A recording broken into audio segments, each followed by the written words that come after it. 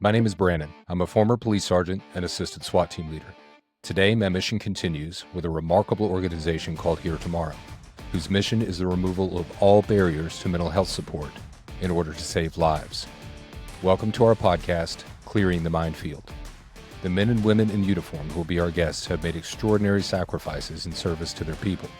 Now, with strength and resilience, they live their lives on the road to wellness. We ask you to understand that some of the raw and real experiences they'll be sharing may be unsettling to some viewers. Now walk with me, friend, as we clear the minefield. Welcome back, team. This is Clearing the Minefield. We've got a pretty cool guest today. Commander Randi Glossman leads the wellness section at JSO. Got a healthy correction on that this morning. So we didn't want to demote her and we didn't want to promote her too early. So it's a section. A thing I find pretty remarkable because when I needed help, there was nothing like that. And it would have been just amazing to have something in-house and externally, like the program that I run at Here Tomorrow, when I did need help. And I think it might have changed the trajectory of my life had I had those things back in place. But we're going to get to know Commander Glossman. You prefer Randi? You prefer Commander Glossman? Randy is fine. I tell everybody I was born Randy, I'm going to die Randy. So Man, I don't do titles. That sounds tough. That sounds like Josie Wales stuff. So I was born to something to die. Yeah. There we go. Randi, could you tell us a little bit about where you're from, where you grew up? Sure. So I was actually born here in Jacksonville. I know you probably don't get many people that say that, but I am a native. Born at Baptist 56 years ago, February, and graduated from Wolfson High School, 1988. Went away to Florida State for a year when Deion Sanders was there. Nice. And so saw him play, saw every basketball game that season and every movie that came out, and my grades suffered because of it. So I came back after 1 year. What was not in the cards was to get my AA degree. I was just going to go through and get a 4-year, but obviously Florida State changed that, and I got an AA at, I think it was FCCJ back then. Mm-hmm. Transferred to UNF. I got my 4-year degree after 5 years, and in history, actually, I was taking criminology classes. At the end of my fourth year, I really decided I hated the criminology classes because it was all administrative. Right. And of course now look at me, but I thought, you know what, I'm not gonna graduate. So I changed majors 1 year before I graduated, and didn't put me back. Got my degree in history, and that was 1993, and started the academy just several weeks later, which was really, really fortunate. Most guys back then had to wait months and sometimes years to get in the academy, and I didn't. Yeah, I actually went through, I paid my own way through BLE, yes. Right? So I didn't have a sponsor position when I went through. Is that what you did? Absolutely. Yeah. BLE $793. Yeah, it sounds crazy now because so many people get sponsor positions, and I'm like, so they paid you. Right. And they paid for it. Right. Like, what is that like? I don't know. And I was working on the weekends at Lowe's to, bring some income in while I was going. I was at Baptist. At Baptist. So, yeah, working at Baptist. Yeah, it's interesting you say that about the degree. I got 2 of my associates in science degrees. I got one in culinary management from FCCJ, mm-hmm. back then. It's Florida State College now, Jacksonville. Right. And then my other was the criminal justice degree, AS in criminal justice. And I kind of found the same thing. Like when I'm going through the curriculum, and a lot of it was very interesting, but I'm like, how am I going to use this? Right. When I get out on the street as a patrolman or right. eventually a detective, how am I going to use this? Yeah. I was interested more in the lights and siren. I right. wanted to catch the bad guy back then. I didn't want to know about administration. And now I'm in administration, and it's totally different. Obviously, I'm a lot older, and the body is not as great as it was back then.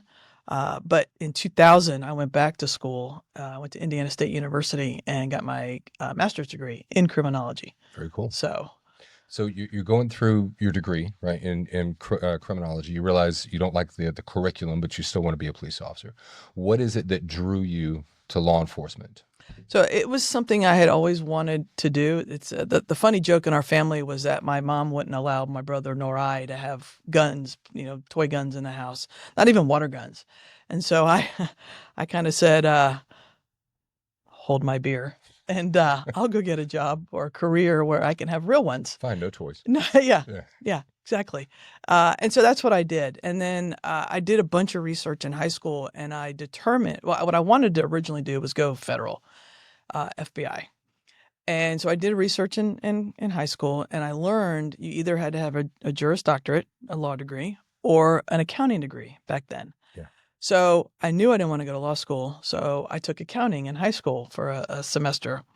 And that taught me I didn't want to go to become an accountant either and go to the FBI. So I, as a 16-year-old, we had a friend who was on the agency and has since passed away. But I started riding with him as a civilian observer. And again, the joke was, if you want an easy night, have me ride, because nothing ever happened.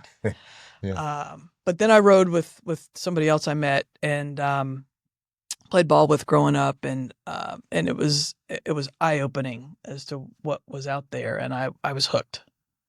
The run and gun kind of say, so to speak. Funny how it'll do that, and it's when I first started doing ride-alongs, I'm like, let me go to zone 5, let me jump in on midnight shifts, let me do that sort of thing whenever I could, because kind of the same thing, I don't think anybody, man, I want to say anybody, but when I grew up, it was police TV shows, police movies, and I made sure in my oral board not to say, why do you want to be a police officer? Well, because, man, yeah, Martin Riggs and Lethal Weapon was super cool, and I want to do that. Right. Yeah, no TJ Hooker references. None of that. That was no hanging off the car hood. No. Got a chance to meet William Shatner a couple of times. Oh wow. Yeah, I brought out TJ Hooker, and he just kind of laughed about it. But I'm a major Star Trek nerd, so absolutely, I was around all those things.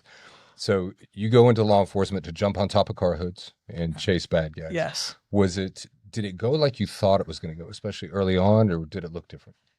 So back then, we're talking 1994 is when I got hired.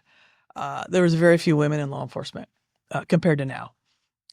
My academy class had 11 of us, which was the most I think they had ever in an academy class of females. And we all didn't get hired right away or with JSO. And I was very fortunate on my younger squads or my squads when I was a rookie, that I did not get a lot of negative response from the guys. And when I was hired, I worked with guys that were in their, again, 50s or 60s at the time, who are still alive today. And I chat every once in a while with them. But one of them told me, I didn't hesitate, the gentleman. He said, because I knew that you would be right there, going through the door with us. Sure. And so whether it was proving myself right off the bat or what, I wasn't scared, because I knew everything I had been taught in the academy and in field training was enough to help, on the street in one way, shape, or form. I mean, obviously it wasn't the fastest or the strongest, but I had all the tools necessary. Right. And that's why we do it as a team. Something really interesting is the very first squad I was hired into, Sheriff TK Waters was on it. Oh, wow. On 1 to 9 shift. And I will tell you, he is the same person today that he was back then. Love that. Yeah, it was really neat. That's good to know, because some people do go through changes. Absolutely. As they move through leadership and as they acquire rank and authority. So no, he did not. And actually, we're the only 2 left from that squad. So. Wow. Okay. Well, you're doing big things, clearly. So it's interesting to hear that perspective, because it was women in law enforcement.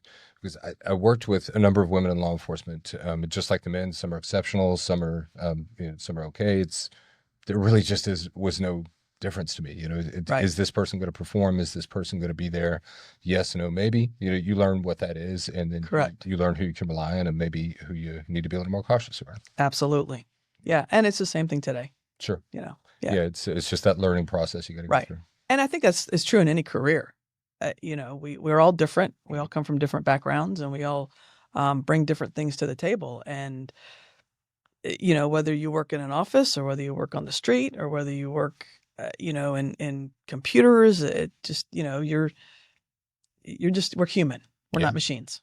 I think one of the things I love best about law enforcement, and it's, if you're outside of law enforcement, it probably doesn't look this way, but inside of law enforcement, if I need help, when I call for help, or if somebody calls for help, I don't care what they look like, I don't care where they're from, I don't care what their religion, their race, their sexual orientation, I don't care about any of that. I just care that they show up and are willing to help me when I need help. Absolutely.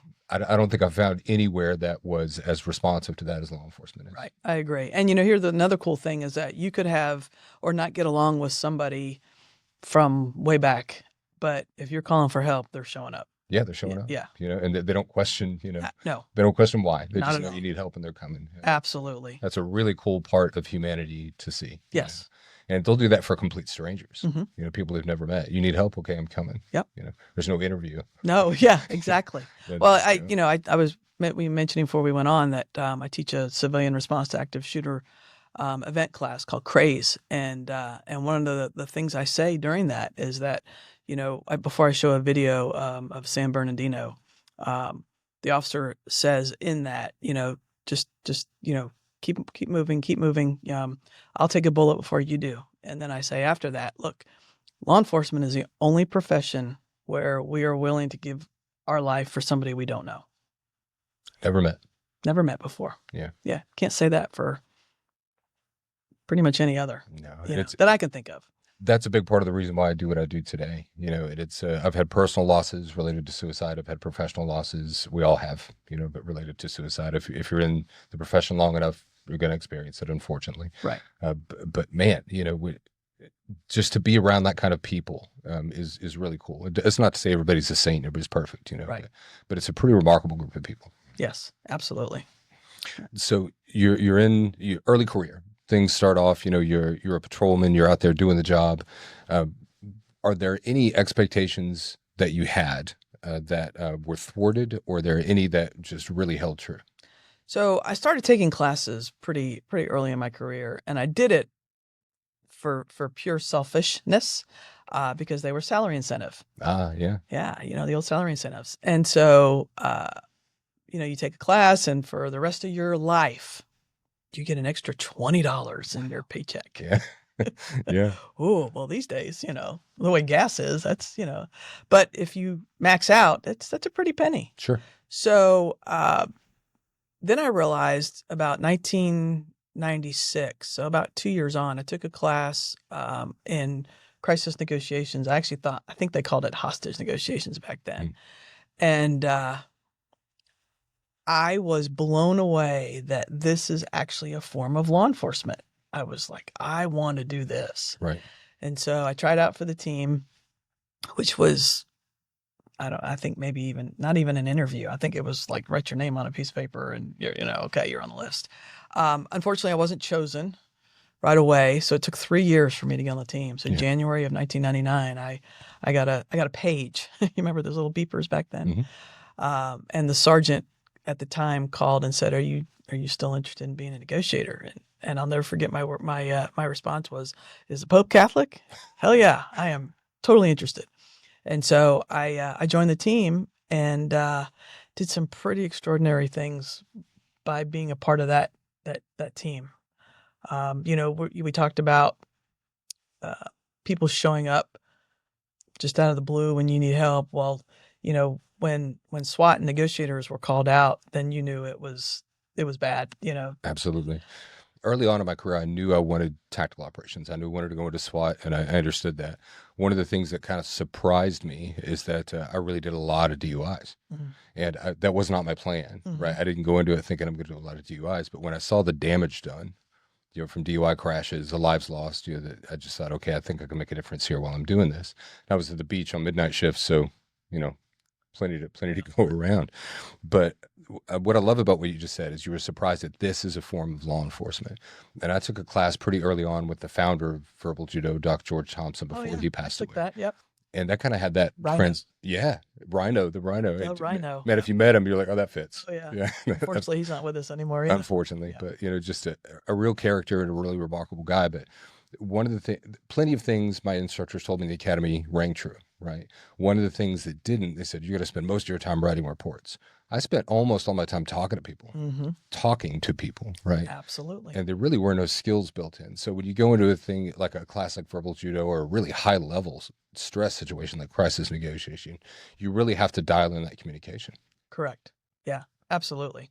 And it was eye-opening. And I think that's what really shaped my career was taking that class and then being accepted onto the team. And I was extremely fortunate to be on that team for 23 years until I got appointed to the sheriff's staff in November of 22. So Nice. So, crisis. If you guys haven't been in a situation where you've got crisis negotiators, if you're one of the SWAT guys, your job is hurry up and wait, right? Pretty much. And you're waiting on the crisis negotiators to do that very what can And be talking disparagingly about us, but that's okay. right. Yeah. We love it. Yeah. Why are they still talking? My God, I could be moving right now. I can preach this door.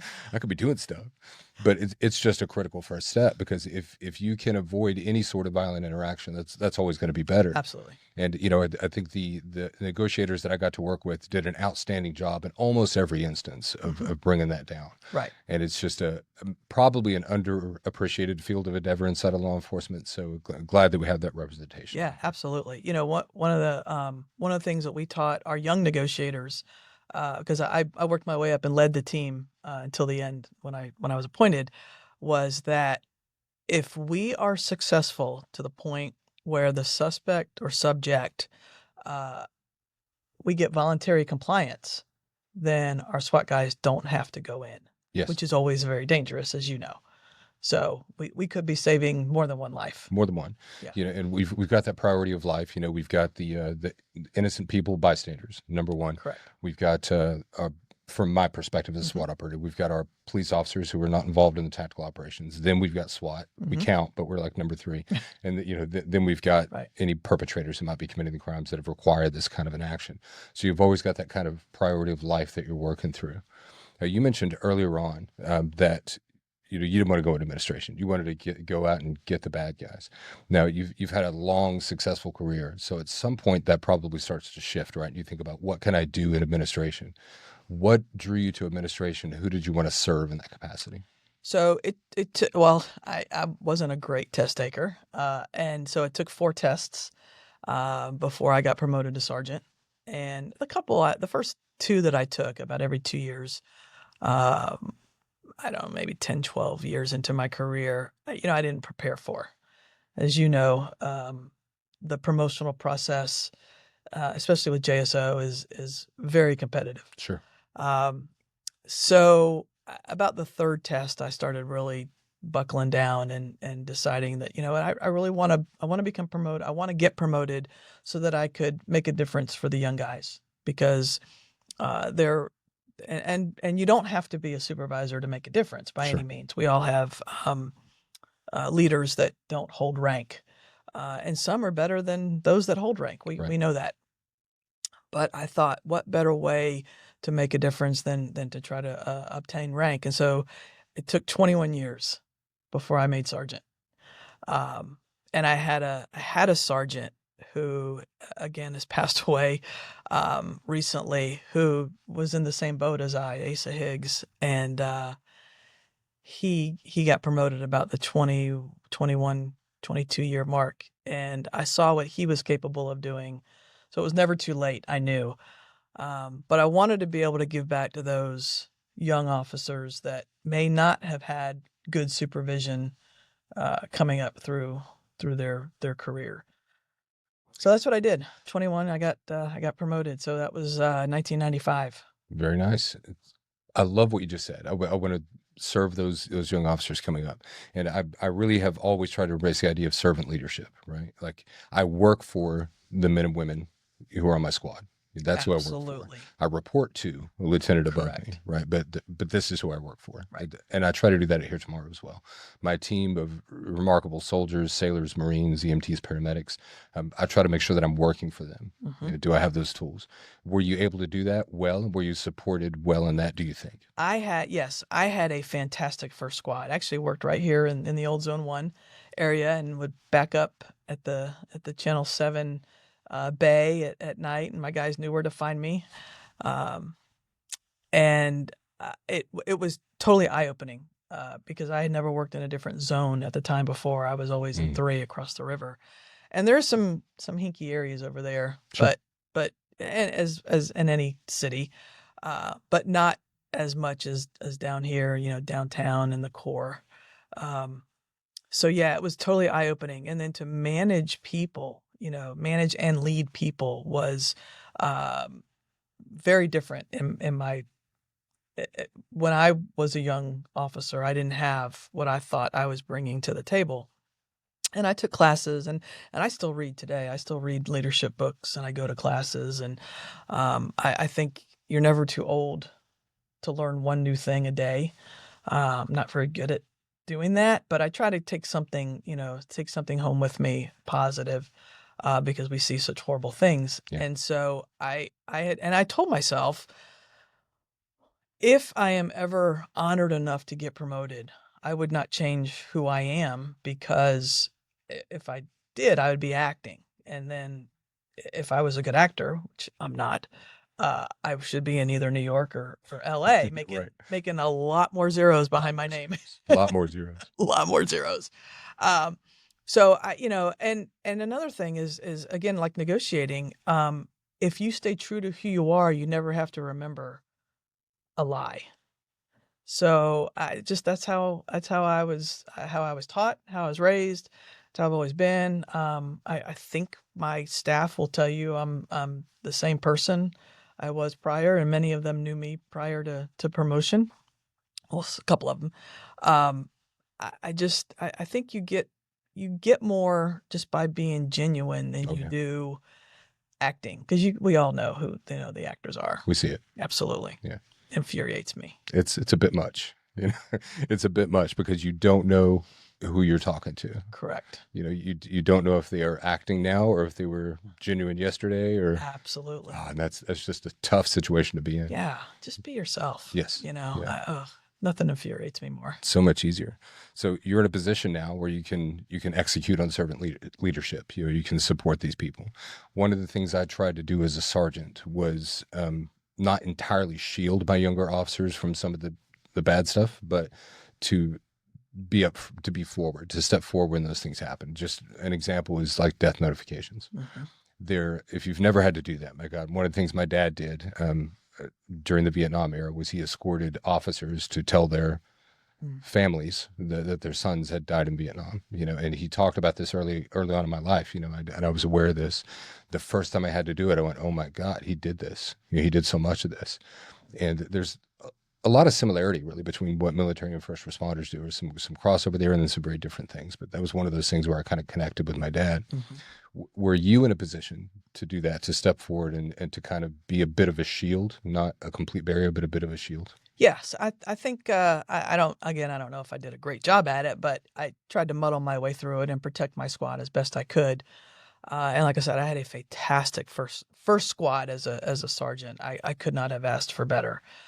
They taught me as much as I taught them. Oh, yeah. And I also had really good lieutenants, ones that let me lead, but if I went too far off the path, then they would pull me back, and that didn't happen very often. So yeah. But it's good to have it when you need it. Oh, absolutely. We're human. We make mistakes. This is why I suspect you were very good at your job, because when I talk to first responders and military personnel who say, I just don't know if I was very good at it, but I tried. I know this person has a sense of humility, and they really want to do the right thing, and none of us goes through our careers without making mistakes. There are things we should. Some more than others. Some more than others. Some people are just really good at it. Right. But I love that sense of humility that so many people who live lives of service bring to the table, because I think while on some level, we go into a tense situation, we think, yeah, I got this. I'm the man. I got this. I can do this. You got to have that, a lot of these situations. Right. And yeah, you can really pick out those arrogant, individuals. Yeah. I could say other words, but I won't, Sure. very quickly. And, and a lot of times that, in my opinion, they're compensating for either a lack of knowledge, lack of skill set. Sure. And look, that's not how I was raised or mentored or any of that. So I try to be genuine. And there's that difference between competence and confidence and arrogance, right? Absolutely. So, if you are competent and confident, you don't need to tell people how awesome you are. Typically, right. Typically speaking, right. They're going to notice you're doing okay. Right. So during that time, when you're a sergeant, eventually you get promoted to lieutenant. That's another job, right? Mm-hmm. It's another job entirely. But when you're on the street as a sergeant, you're engaging in that servant leadership. As you moved up in your career, and well, I was a sergeant. I'm sorry, I was a patrolman and a detective for I think 4 years, right before I made sergeant. So it was quick. Wow, that is quick. It was quick. Small agency, and we had a lot of turnover at that position, so it happened much sooner than I would have anticipated or was looking for. But they said, hey, we think you're the best person for this, so you're going to step up. So I did, right? But you brought a whole lot of experience to the table, Right. Decades, going into this position. How did that serve you well as you moved up through the ranks? I think actually it was very, very complimentary in that with all due respect, I was on the street for 21 years, and I was a field training officer for, I think, the last 4 of those. I did the work, and I wasn't afraid to do the work. I just was one of those. I loved running and gunning is, the term, I haven't shot anybody, but I liked the chase, so to speak. Yes. Whether it was an actual chase or whether it was, the investigatory chase. Yeah. I like that because no 2 days are ever alike in law enforcement. No. I always said I'd never want to be stuck behind a desk. Well, now I am. Well, things change. Yeah. Things change. Although I'm not stuck, I shouldn't say that. But I thought of investigations as, oh, you're only behind a desk.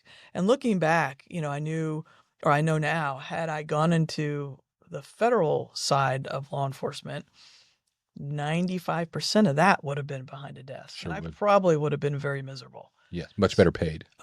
True. Although we're doing pretty well. Oh yeah, it's early on when I looked at that, the pay gap between federal and local, I thought, oh my gosh, Right. because they're typically, I don't mean always, not the guys who are in the middle of the dangerous things, Correct. And for those of you, we talk SWAT, we talk all these other things, but my God, patrol, oof. Yeah. That's where the danger spots are, Right. for the most part. Yeah, you're walking. You don't know what you're walking into. You don't. At any moment. And I heard an old quote about war. For the life of me, I can't remember who said it, but he said, war is long periods of boredom punctuated by moments of terror. Exactly. Right. And Yeah. that can be patrol on any given shift. Absolutely. I think that's law enforcement. Yeah. Yeah. That's it. Yeah.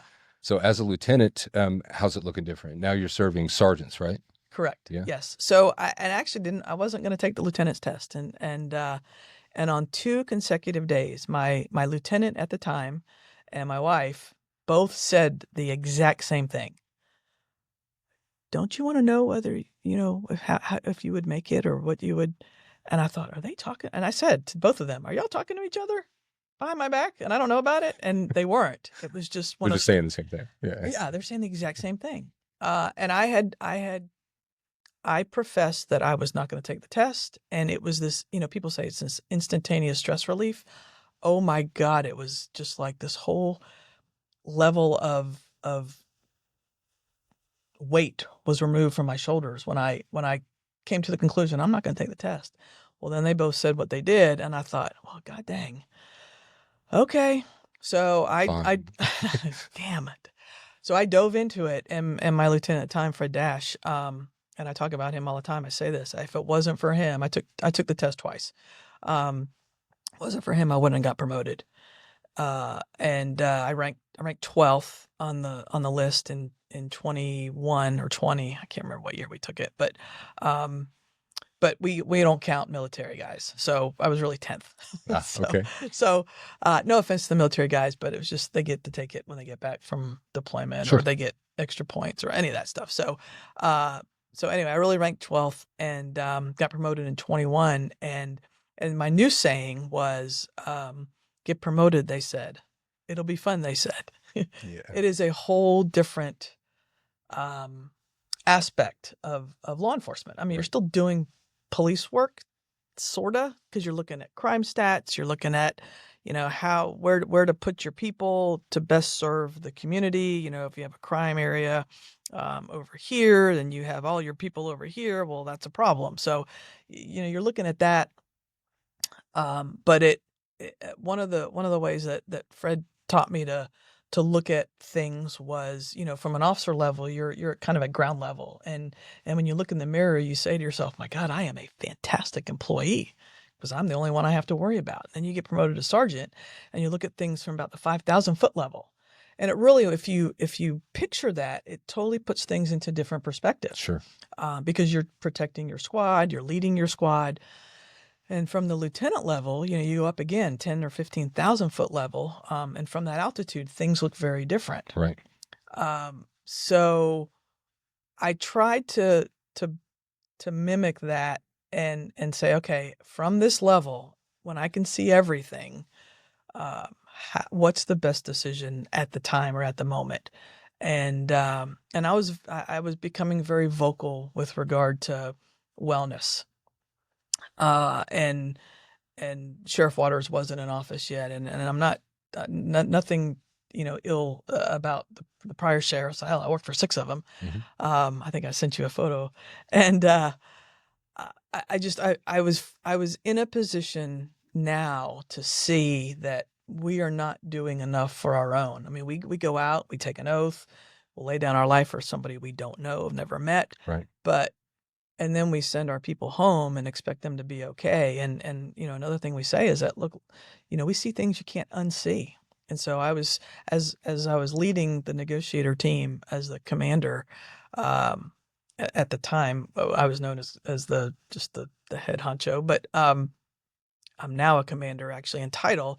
But as a lieutenant, I was able to, I had a different platform. And so I started getting pretty vocal about, we are not taking care of our own enough.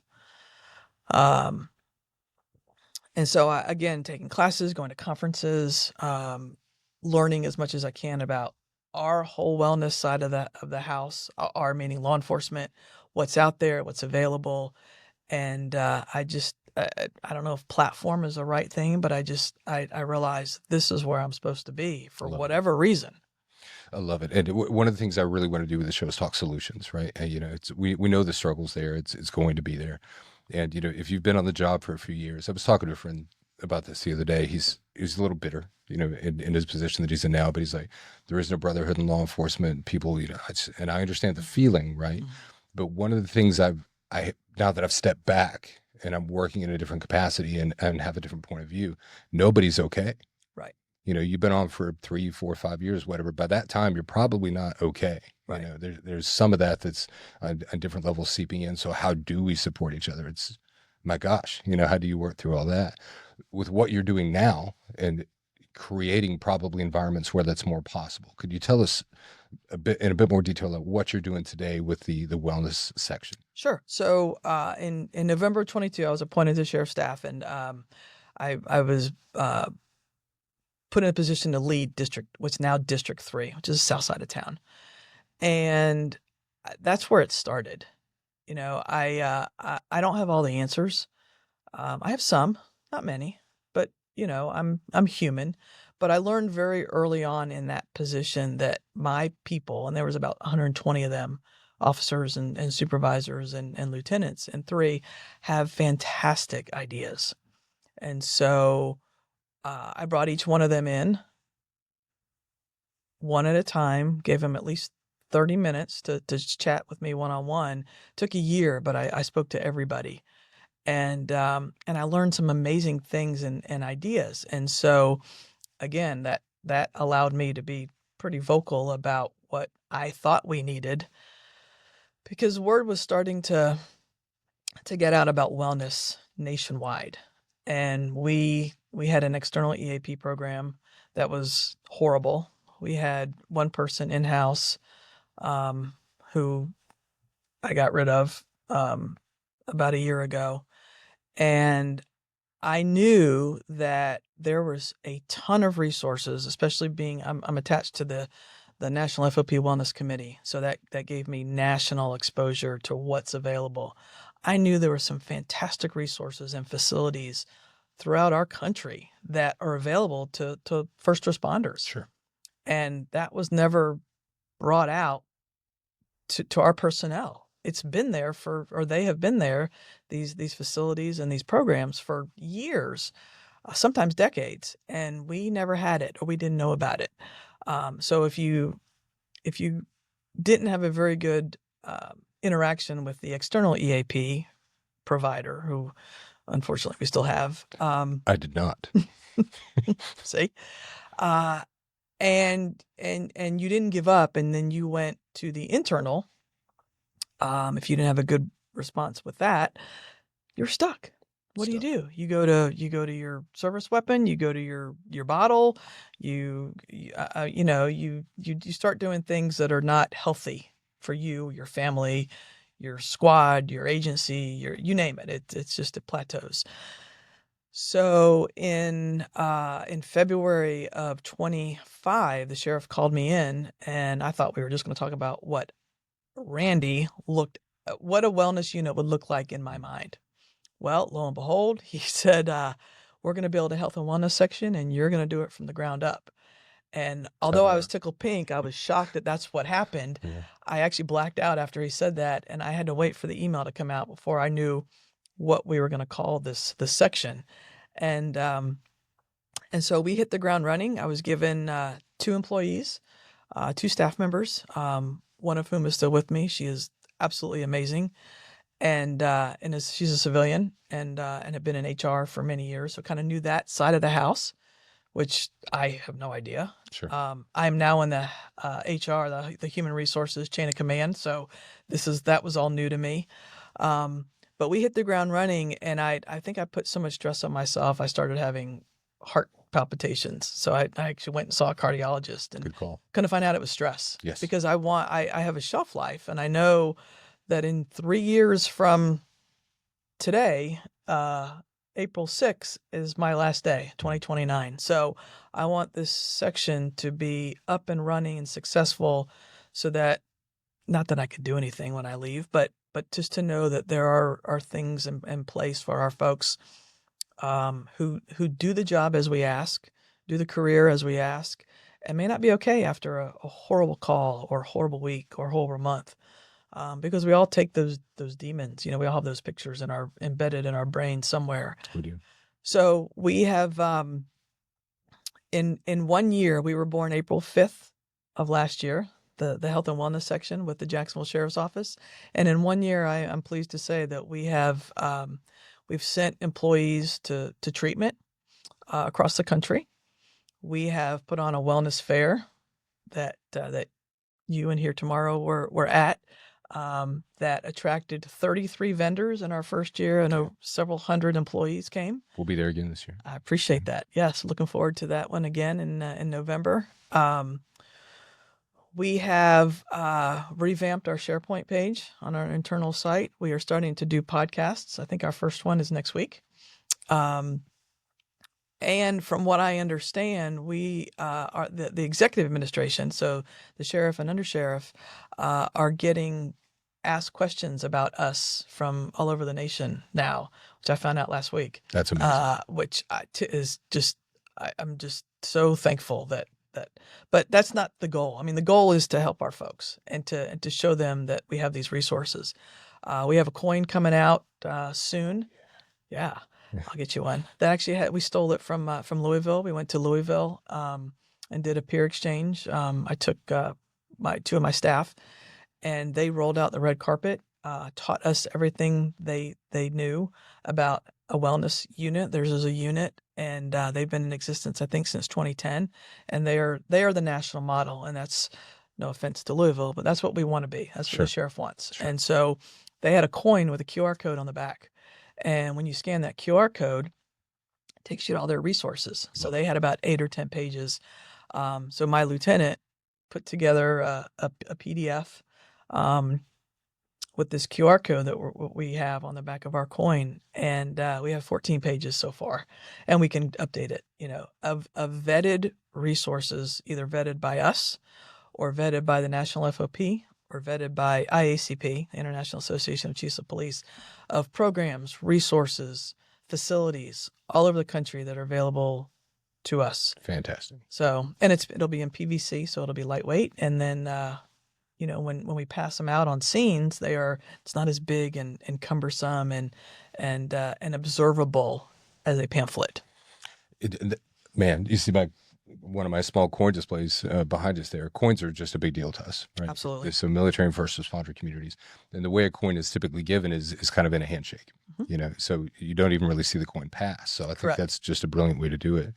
One of the shared experiences I think that you and I have, Here Tomorrow called me, Amanda, our director of peer services, amazing person and recovery story, called me in 2022. Said, hey, we want to start a suicide prevention program for military and first responders. We can't find somebody to get this program off the ground. I went in and They told me about what they do, what their model was. Like, we want to bring this model to your people, but it's tough. I'm like, that's because you're on the outside. Right. You can't do it from the outside. So similarly, it was, we want you to start this. Great. How do you want me to do that? We don't know. That's why you're here, Brandon. So kind of a similar experience there. And to date, we've been able to help over 400 military and first responder That's amazing. personnel. And that's, Congratulations. thank you. And it's one of those situations where I'm glad the program is growing, but I wish it didn't need to. Right. Those kinds of things. So it's always a mixed bag of emotions when you see that things are growing, because you realize how many more people there are out there. Absolutely. I would imagine you're in a similar position. Just Yeah.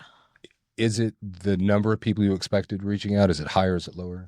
It's higher, actually. I didn't think we would get this kind of traction that we are as quickly as we are. Like I said, we're only a year old, but I am tickled pink that.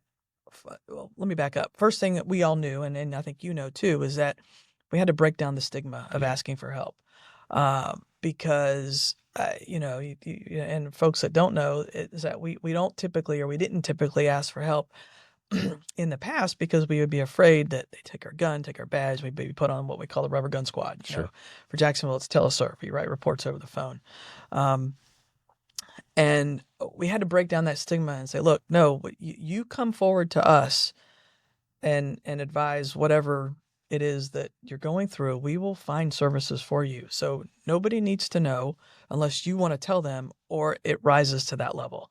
And so we've helped, between, under my section, I have peer support, I have critical incident stress management, I have station dogs, I have the chaplain program, I have a mentor program. I have it's called POWER, Peace Officer Wellness, Empathy, and Resilience Training, that was brought to us from LAPD. Nice. The sheriff says everybody in that's going to get trained. It's about mindfulness and council huddles. And so of not counting those cohorts, because there's about 20 in each, we've done about 8 or 10 of them. But not counting those, just with the ancillary teams and folks that either come to our office or reach out for assistance, we've probably touched over 100 people in our first year. That's outstanding. Yeah. And we do keep a track of just what we are doing, not whom we are speaking with, but what we are doing, and just for data. That's all. So yeah, very exciting. The numbers are great, but it's what I always say is, if we help 100 or 1,000, that's amazing, but there's never a bigger number than one. Absolutely. That's the number. Absolutely. Can I help that one person right now? Can I do for that one person today what I wish I could do for everyone every day? Right. And I think that's what's exhilarating about what you and I do, because you do this for JSO, I do this for Here Tomorrow, but essentially we have the same mission. Right. And one of the big goals of this show is to destigmatize the conversation around mental health for everyone, but for military and first responders in particular. And the other is to guide them to resources that they're going to need. Mm-hmm. Right. So that's what we want to do with this podcast. That's what we want to do with our programs.